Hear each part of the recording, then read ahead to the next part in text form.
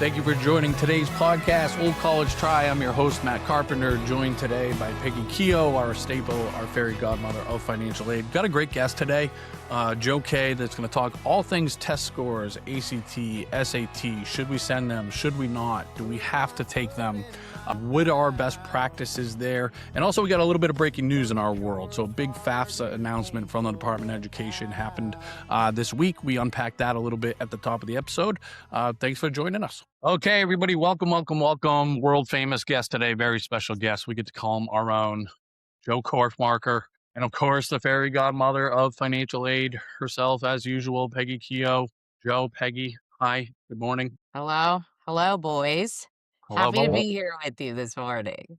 Yes, morning. Thanks for inviting me. Yeah, so Joe is going to wax poetic around all things test scores today. That's what we're here to tackle and maybe dispel some myths, help you, I think, class 2027, 28, 29 families that are thinking about how test scores fits into this whole thing. Hopefully this can provide some meaningful guidance. We got some, I think, pretty intriguing data to share as well. So should be a great conversation.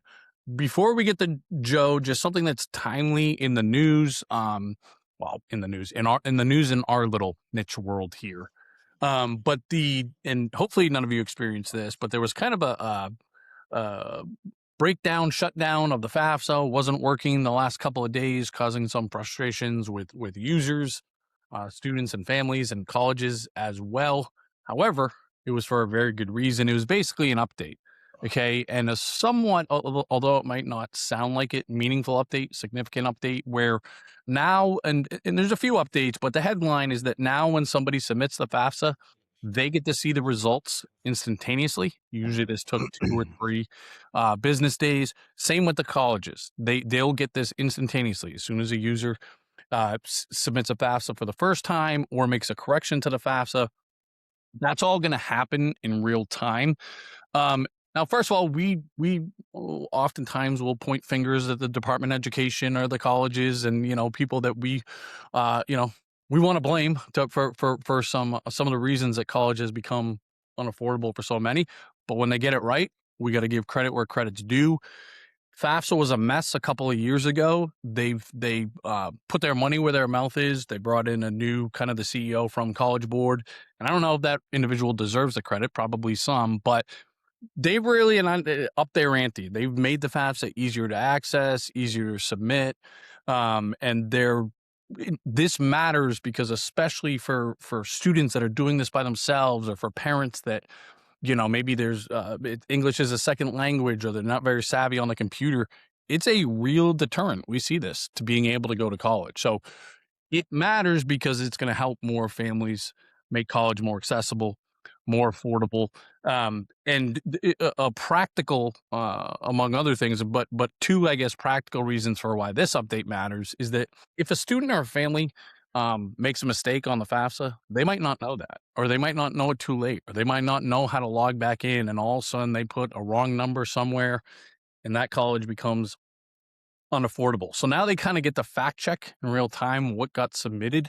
The other thing, Peggy, that I thought of this morning is that it's going to make appeals quicker, right? So when people go to appeal and maybe there's a meaningful reason to appeal, they can make corrections on that FAFSA. The colleges get those updated in real time. And now families have a little bit more time before kind of D-Day, decision date is due. So again, this wasn't on the front page of the New York Times today, but in our world, it's a small victory. So we'll take it. And I just guarantee you changes like that just going to, it's going to be a better deal for families. So, Peggy, do you have anything to add there? It's great to see that the Department of Education is continuing to do these changes.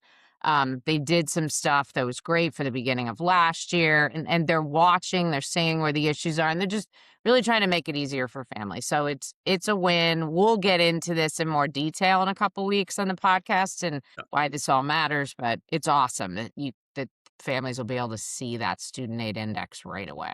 That's huge. 100%. It makes a difference. And again, to Peggy's point, 2 weeks from now, we'll just kind of expand upon why we should care about this, feel good about it, etc. So Let's shift gears here to the man of the hour, Joe Korfmaker. Joe, thank you for being on once again. Before we get cooking, I'm going to remember this week, Peggy.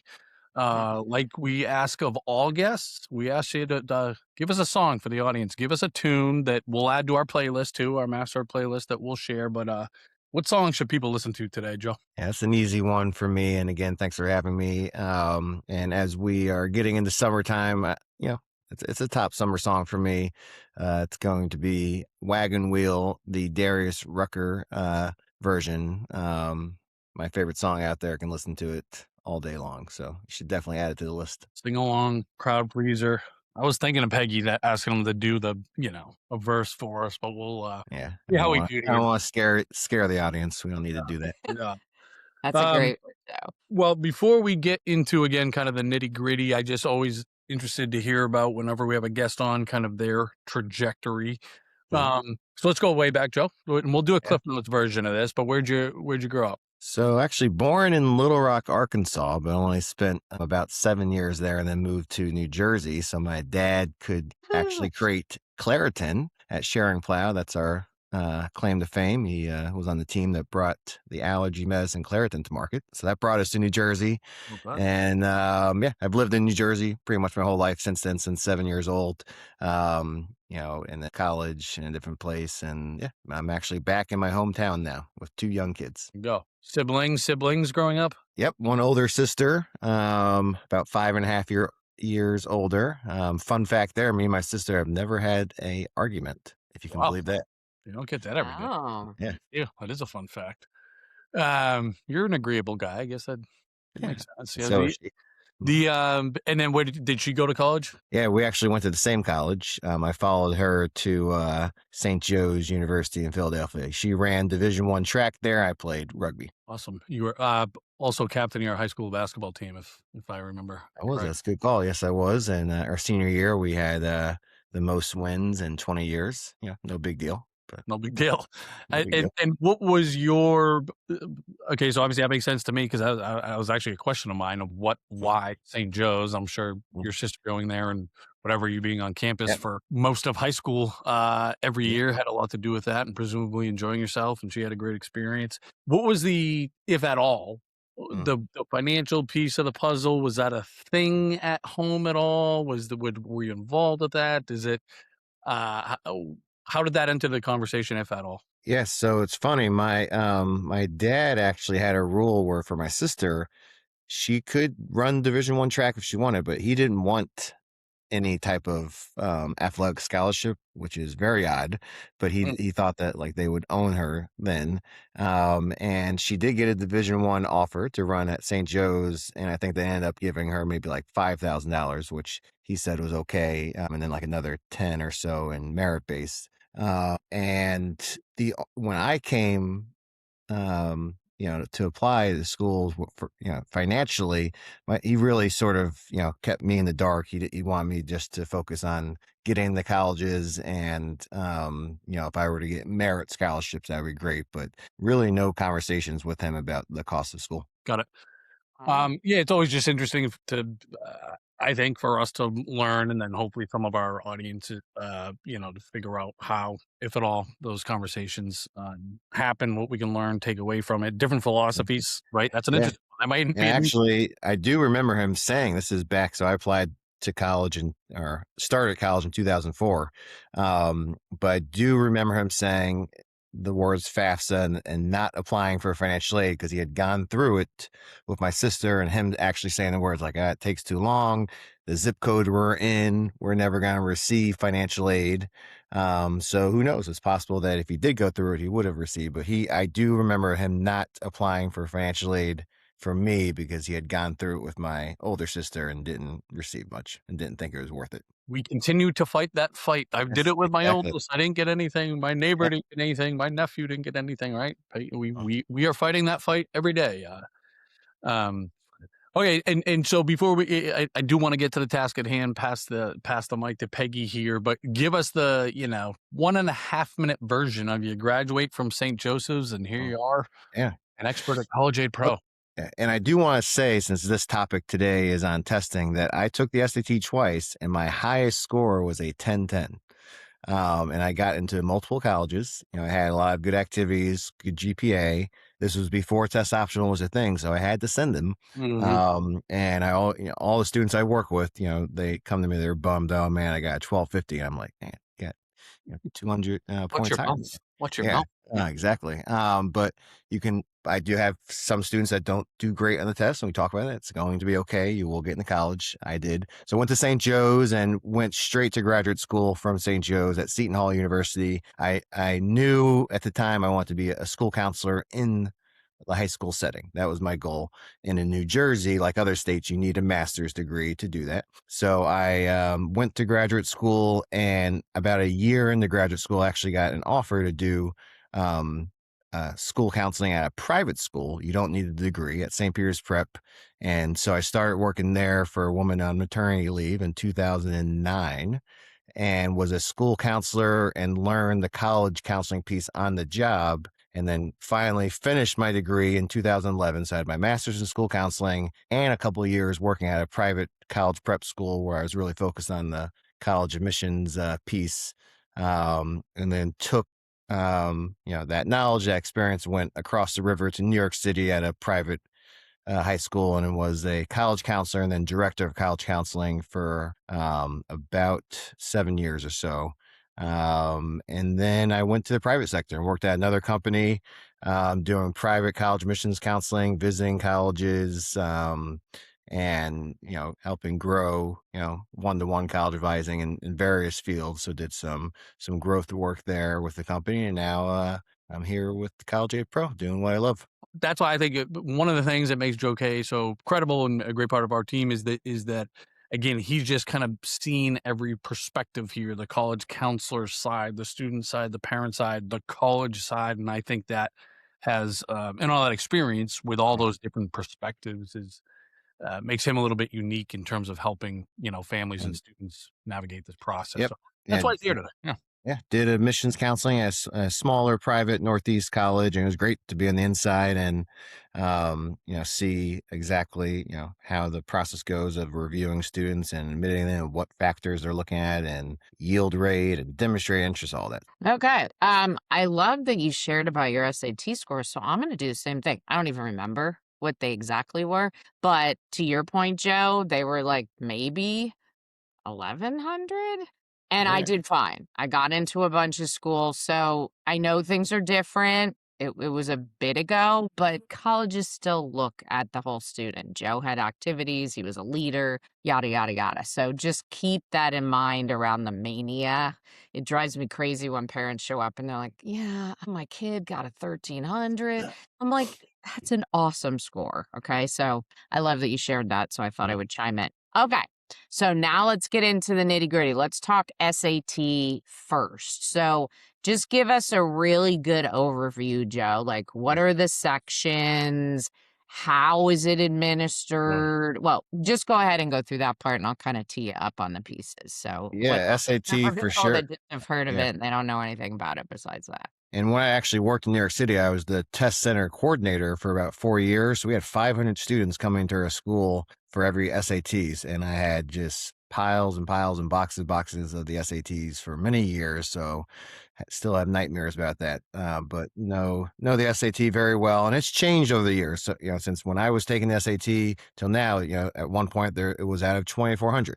And that skewed everything, was a little weird. And they eventually went back to the kind of standard 1,600 score. But right now, the SAT has 2 sections, the reading and writing, also known as the EBRW, so evidence-based reading, writing, and math. There is no writing, like separate writing section, no essay anymore, so you don't even have that choice. The writing is embedded really into that reading section. And it's really what's interesting now is that, it's broken into, sort of 2 modules, and the test is adaptive. Which kind of blows my mind because we took the test on paper. It's all online now, meaning the performance on the first module helps determine the difficulty of the second one. So that's very interesting and good to know, and a big change for parents listening to this. If I have a kid going for the first time, that'll be very different than what they're used to. And just real quick, the timing, it's, reading and writing, you're going to get 64 minutes to complete 54 questions. So it's a little over a minute per question. And then math, you have actually a minute and a half, to complete each question. So you have 70 minutes to do 44 questions. Total time is just about 2 hours, 15 minutes. And you get one short break in there. And again, no writing section. And it's administered, as I mentioned before, fully digital. So, you have a laptop, either given from your school that you bring, or school device, and there's no paper anymore. And you go to some location and you bring Yeah. your At laptop. least, in the United States, you're going to a school, usually a high school, hopefully nearby, and taking it there. And I always say, like, one reason you want to sign up as soon as you can, once you know what months you want to take it, do it early, because test centers will fill up. It's not, it's not unlimited. And, you want to avoid having to drive an hour away to a school you're not familiar with on a day that you're already a bit nervous. Yeah, I remember even that with my kids back in 2012, 2011. Yeah, you really had to plan ahead or else you could have a 2-hour drive, to Correct. get your Yeah. kids there. So, And and COVID then was, I remember that time, people were flying to other states and oh, yeah, I saying remember hotels that. would take it. Yeah. Yeah, yeah. And what about this whole thing about should you answer all the questions? Is that, I Mm. mean, I'm totally asking this because I don't even know, because I don't keep a pulse on all this like you Yeah. do. It used to be you should leave certain questions blank as Mm. opposed to just guessing because it would hurt you more. Is that still a thing with the SAT, or have I don't they? believe it's a thing anymore. I would say, like, anyone that's, working with a tutor, like, that's your person that you want to, work on the strategy with on your tests. But that guess penalty, I think, is, no longer a thing. So you should, be answering every question to the best ability, but I will leave that answer to your tutor, or your teacher, or your counselor at your school. Yeah, just confirm that one. Okay. Mm. So that's the SAT. So now let's talk about the ACT. So Yeah. same thing. What are the sections? And then we can talk Yep. about how they're different. Yep, absolutely. So, one, I just want to make sure that the listeners here, either test is fine, ACT or SAT. There's no preference at colleges. They're two different tests, though, and whatever your student performs better on, it may be a practice test, which we'll talk more about in a bit. That's the one they should take. There are 3 sections as opposed to 2. There's English, math, and reading. And there's a 4th section that, as of this year, is now optional: science. It used to be 4 sections, all required with science. That's now optional. And unlike the SAT, where there was no option to take the essay or writing section, there is an optional writing on the ACT still. So there's 2 optional sections: science and writing, the 3 required: English, math, and reading. My advice: do not take the writing section. It's more money, more time, and unnecessary. Colleges aren't looking at the scores. They don't really know how to analyze it. That's why it's no longer a thing. And you have your college essay you can focus on. So I would not do the writing. I don't think it'll be here for much longer. And for science, I think if you are going into a science related field, sure, why not? Go for it. I don't think it's something you have to do. There may be some colleges out there that require it, and that's part of your research to see, if any of the schools do and what your major is. Um, the the format and the timing, usually a little less time per question, and that will go into deciding what's the right test for you. For English, there's 35 minutes for 50 questions, so less than a minute per question. If you remember before, you have more than a minute per question with the SAT. And math is about 50 minutes for 45 questions, and reading is 40 minutes for 36 questions. So just around a minute per question. And the time of the test is similar to SAT. It's a little shorter. It's about 2 hours and 5 minutes. So that's the kind of the overview there. And it is still, as of now, offered both digital and on paper, unlike the SAT, that's just digital. Joe, Yes. Yeah, go ahead, Matt. Sorry. well, quick question. How do you coach it in your family comes to you that you're working with and says, should my kid or a student ask you, should I take the SAT or the ACT? Well, I imagine you get that question. How do you answer yeah, that? that's a big part of, kind of early counseling with them, whether they're a sophomore or early junior year, looking ahead. And way too often, I have families that are like, yeah, we're taking the SAT. And I'll just ask them, have you thought about the ACT? And they're like, no. And then kind of talk through why they may want to do it. Maybe they do better in school, in certain areas, how the timing of it. But I definitely make sure, like, tell them, like, don't let your neighbor, your cousin, obviously, TikTok or whatever, tell you what you should take. And students don't love this, obviously, but, I really do try and make them take a full length practice SAT or ACT and just see which one feels better. Obviously, if there's a much higher score on one than the other, then that, will dictate what they should do. And if it's a similar score, I just talk them through, like, what do you think about the timing, how the questions were asked, what felt just more natural, and then we make the decision and stick to the one test. People may have different views on this. I personally, I don't like the kind of the ping ponging back and forth between taking an SAT and ACT and SAT and ACT. I think it's best to choose one and then decide during junior year what 2 or 3 test dates you'll take for that specific test and go all in on really practicing for that. And, a lot of families will ask, which test, why? And SAT tends to favor, stronger readers, students who are more comfortable with algebra, students who like, obviously, the adaptive testing. That's a big piece of that. And students who may need a little bit more time per question. ACT is, a little faster paced, so if you're good with just kind of fast test taking, you prefer more straightforward questions, and you don't want to do the adaptive piece of it, ACT is going to be better, for you, but definitely want to take that full length practice test, decide from there.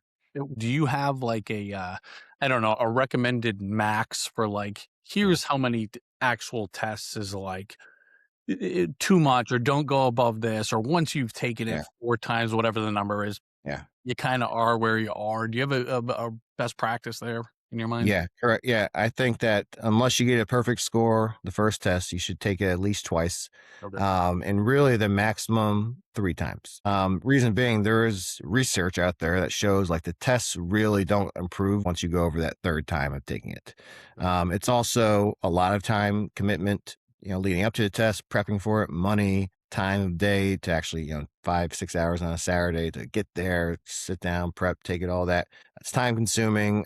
So my clear kind of answer is just you should be taking it 2 to 3 times. I'm curious with all the hundreds of families that you've worked with, if you've got a kid who's just total STEM, does it make sense to say, at least, do you feel good with the ACT? Because if they're just going to do amazingly well on a science optional Yeah. part, that's Yeah. huge schools to see. Yeah, and I think, it's funny. The science is always, it's never been like, just specific direct science knowledge. It's been, analyzing graphs and, there's actually some math in it. So for that, it's really, I advise almost all my families when we're thinking about this, you can buy the ACT prep book. It's a big red book on Amazon for about $20. I mean, it'll go through all the sections and it has a free practice test in there that you can time and take it and see the score. And I'll just see how they did in the science section and what they think about it. And if they did do really well, I forgot to mention the scoring. It's a composite score. It's a little different than the SAT, but the highest you can get on each section and the entire test is 36. So if you get a 36, or a high score close to that on the science and you want to be STEM, then yeah, you want to take it. If for whatever reason you just do horrible on the science practice and you just don't click with it, then we probably advise against that. Yeah, yeah. So Matt mentioned this earlier, this concept of test optional. So let's dig into that. So the way it is now, some schools, you got to submit it to be considered for admission. Some are optional, and we're going to ask you, is it really optional? And then some are just like, they don't use the test to decide on admission. They don't want them in any way, shape, or form. So let's just talk about those 3 levels, and just interested to get your insights on that. Yeah, I think, important to take a step back. When the SAT and then the ACT were introduced, it was a way to kind of get everyone across the country on the same level, and to be able to compare them, because there's just obviously tens of thousands of schools, different grades, different teachers, different assignments. And this is one way to sort of compare all the students. And then as we got into the 2000s, deeper in 2000s, some schools start seeing that maybe the tests weren't super fair for everyone. Other people with more funds had ways to prepare for them better, and then the scores are going up. And so a lot of schools began going test optional, just meaning that they don't require the test. And then when COVID hit, literally students were unable to take a test, to go in person and take a test. So every college for about a year or two went test optional, and did not require it. Now we're seeing sort of kind of swinging back to before the 2000s, where a lot of colleges are requiring it again, and we're seeing it with a lot more of the most sort of like selective schools. So the MITs, the Georgetown, the Ivy Leagues, they're all requiring you to send your SAT or ACT, and a lot of the more selective public state systems, so University of Georgia, Georgia Tech, University of Florida, Florida State, they're all requiring it again. And I think many of these highly selective colleges have recently reinstated the testing requirements, including those ones that I just said. I think that sort of reflects a renewed confidence in testing as part of the admissions review. So that's one thing to know. And I would say any family that is thinking about, my students are like right here, should they send the score or not? Is this college test optional? Make sure you have fairtest.org on your laptop. It'll give you a nice list of, every single college that's test optional or test free. Test optional schools, a few examples of kind of well-known ones: University of Michigan, NYU, University of Southern California. That means that you can apply and be reviewed with your test scores or without, up to you. And then finally, as Peg mentioned, test blind schools are test free. These are schools that won't even look at your test scores. Even if you try to send them, they don't want them. It's not part of their review. The biggest school system that does that currently right now is the UC system. So your UCLA, your Cal Berkeley, they're not going to review scores. And there's a few other private schools. University of San Diego is one as well. But again, you can find that entire list of the optional and the test-free schools on fairtest.org. So what would you say, you working with a family, and we see this all the time, it's a great student, Right. does really well, but it just doesn't show that on these tests, and they're like, "Oh, this is great. I can apply to all these schools. They're test optional. I don't need to send any scores." What do you say to that? Every student is different, and if they have a strong GPA, which you're going to need at selective colleges, with a rigorous course load and an amazing resume, and they just cannot do well on the SAT or ACTs, it depends on the list of schools, right? So if they're applying to colleges that are requiring them, they're going to have to do it and send it. And the score will definitely, if it's a lower score than their mid 50%, it's going to hurt them. We're going to definitely build a list of really great schools that are test optional. And I think it's important for families to know, because that is, a really big question. Are test optional schools really optional? How are they looking? And technically, yes, they are, but strategically, it's not always.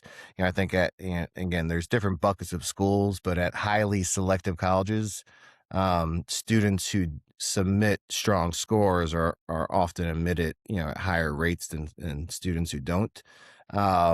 So it's definitely a conversation we have to have, and it really comes back to just building that list of schools that's right for them on all different number of factors. I think Yeah. in my experience, Joe, I think most families look at this as pretty Fairly black and white, yes or no. Like, my kid's a good test taker. We're going to send the scores everywhere. My kid's not a good test taker. We're not sending the scores anywhere. That obviously that we don't have to. Is that generally how you coach it, or not? Why don't you talk about it? Yeah, no, I think again every family is different, but it's a school by school decision, right? So again, unless it's 15, 50 and higher, you're gonna send that to every school, or 34 and higher on the ACT. You're gonna send that to pretty much every school, regardless of GPA and activities and all that. But what we're looking at is really, and every college has this. You can see the number on the College A Pro, your MyCap, various websites. But what we're usually looking at is generally that middle 50%, which is pretty, in our world, a common, expression. But what that means is, you're looking at the average SAT or ACT score at that school. And schools will show you for the SAT, like the average or the middle 50% for SAT at, X school is 1220 to 1300. And if you are a 1340, you absolutely are going to want to send that score. It's going to help you get in, potentially help you get scholarship money. If it's a 1220, 1300, middle 50%, and you have a 1120 and it's a test optional school, you're not going to want to send it. It's not going to help your case. So when you're looking at the simple answer is, will sending this school score help me? Yes or no? And you're using that middle 50% as the guide. Yeah, great guidance. And a couple of data points just to share, though. I mentioned before, like, is it test optional really, if the school says it is? And I think, less selective schools, so colleges that are, admitting 50% or more, honestly, I really do think it is, truly optional, like whatever's going to give you the best case for them. Most of these colleges want to admit the students. So whatever, showcases you the best, yes, they're truly test optional. So when we get to more selective colleges, and where we're seeing more students admitted, that do submit scores, and again, highly selective or very selective test optional colleges, students who submit these strong scores, we're seeing are actually admitted at a significantly higher rate than those who apply without scores. And it doesn't mean that the score alone caused the admission, but does suggest that strong scores continue to be an important positive factor. And just a couple of schools here that I have written down, Emory, for students that submit, has a 17% admit rate, as opposed to students that do not submit, 8.6. So more than double there. Colgate, 25% admit rate for students that submit scores, a 12% admit rate for students that don't submit. And then Yale, it's actually roughly 3 times the rate. So it's 6%, still obviously very competitive, to get a 6% admission rate at Yale for students that submit their scores. And it was, before they're going test optional, 2% for those that did not. So this was last year's, before they went test optional. But that was, again, triple the rate. So, and mention, a lot of the state schools, UVA, I believe, is still test optional. In the last round, about 72% of students, submitted their scores. 28% did not submit their scores. So it definitely is still pretty important, looks like. Well, I got one more quick question before we, do your key takeaways here. So, in case people are hearing this term super score when it comes to tests, what does that mean? Yep, it just means if you take the test more than once, which again, unless you get a perfect score the first time, you should. Most colleges do super score, not all of them, but the majority. And it just means that they are taking your highest section score from each test and combining them. So say you took the March SAT and the May SAT. Your March math SAT was or math score was a 700, but your May math was a 600. Your May or your March reading score was 500, and your May reading score is a 600. They're going to take the higher math score from May or March and the higher reading score from May, combine those, 700 plus 600. So you'd have a 1300 super score, even though in one test it was much lower than that. So that's another advantage to taking it twice. And a lot of schools, because of the composite scoring, or a lot of people, because of the composite scoring on the ACT, don't think that it's ever super scored. And there was a time not too long ago there were no schools did super score the ACT. That's changed. And a lot of colleges are super scoring the ACT now. So they'll take the highest from the 3 or 4 sections that you take and just add them up and, find that average. Yeah. Yeah. Okay. All right. Well, lots of good information. As I always learn something when we have people on. I'm sure you do too, Matt. So what if you wanted to share one key takeaway or two for everybody, Joe, what would that be? I think, like a lot of things in college admissions, it can be a lot of just money and worry. I think families spend way too much energy worrying about whether, their child should take the SAT or ACT, and just not enough time or energy figuring out like what they exactly fit, or where they fit, I should say, academically and financially. For some students, like depending on what their list will be, they actually don't need to take the test at all. Others, they're going to have to, and a higher score can help them get in and potentially get scholarship money. But in the end, let's try to simplify this. Take a practice test of both. End of sophomore year is the best time. We pick the one that best suits that student. We take it 2 to 3 times, submit the scores if and when they help, or if the college requires it, and don't submit them when they don't.